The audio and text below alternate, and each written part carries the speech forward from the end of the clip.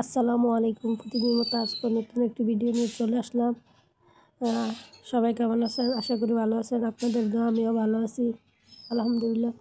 তো ভিডিওটা শুরু করছে রাত্রে বলতে বিকালের টাইমে।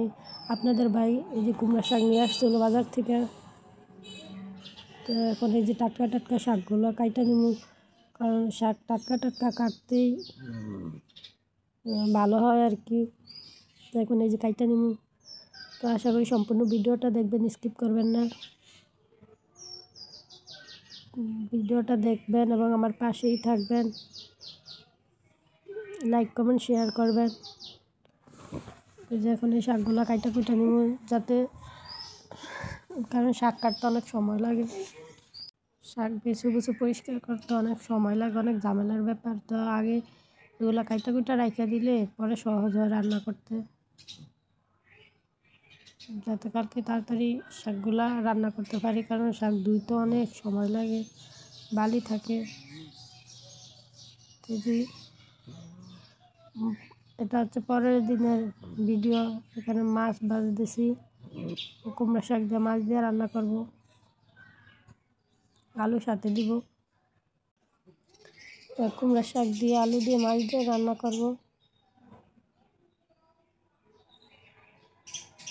তো এখন যে তরকারির যে দাম, ভাবছি তরকারি যে শীতকালের তরকারির দাম কমবে, এখনও দাম কমে না, প্রচুর দাম তরকারির।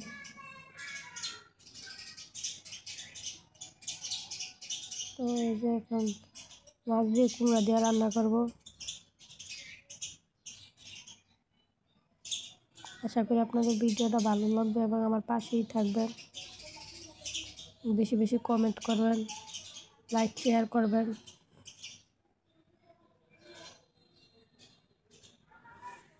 এখন ভিডিওটা সম্পূর্ণ দেখেন।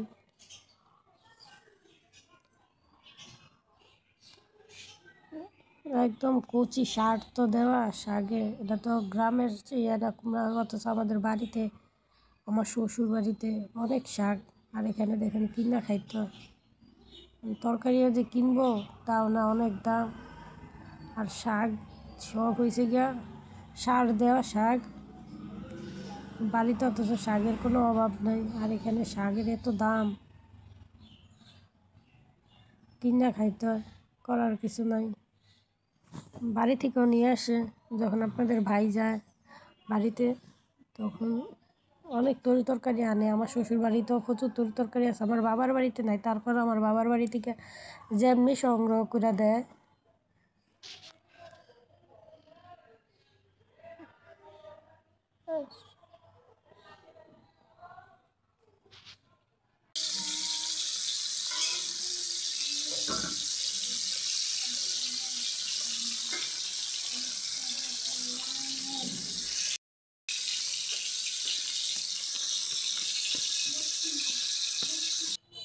বিশেষ করে শাকের ভিতরে কিন্তু হলুদ মরিচ প্রচুর লাগে।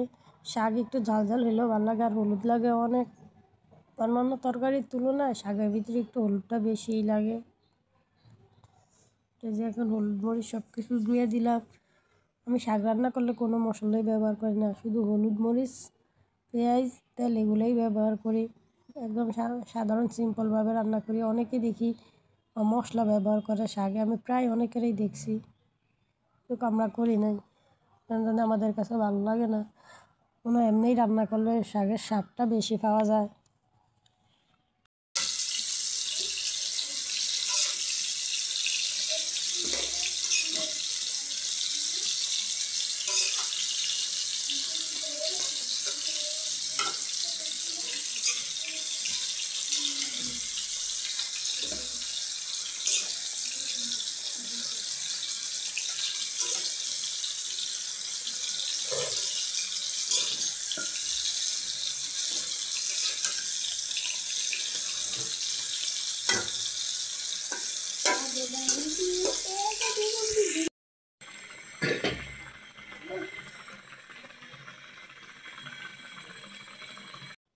শাক রান্না কিন্তু আমার মোটামুটি কমপ্লিট।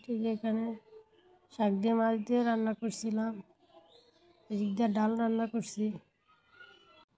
এখন মেয়ের জন্য কিছু, ছোটো মেয়ের জন্য আর কি একটু পায়েস রান্না করব, মাঝে মাঝে সুজি রান্না করি দুধ দেওয়া।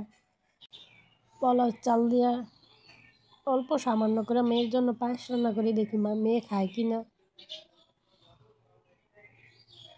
রান্না কিন্তু প্রায় কমপ্লিট হয়ে গেছে, একটু রাখছি, একটু পরে আবার ঠান্ডা হলে আবার প্রচুর ঘন হয়ে যায়।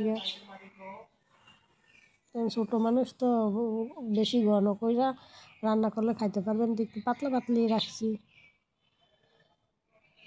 দেখি কিনা খাই কিনা। বাড়ি থেকে যে দুধ নিয়ে আসছিলাম, ওই গরুর দুধ দিয়ে তো রান্না করি, দেখি মেয়ে খায় কিনা।